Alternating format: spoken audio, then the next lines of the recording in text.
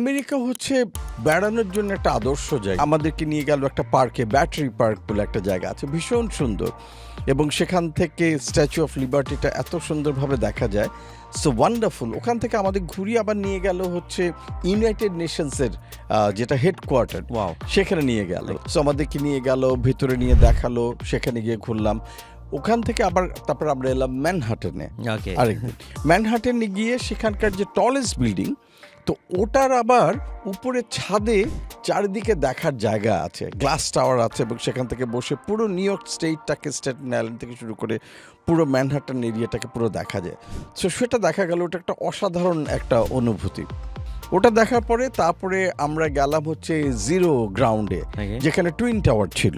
Absolutely. সে twin tower বিধ্বস্ত হয়ে যাওয়ার পরে জিরো গ্রাউন্ড, সেখানে গেলাম। যখন টুইন টাওয়ার ছিল তখন আমার যাওয়া হয়েছে, so I exactly know the difference.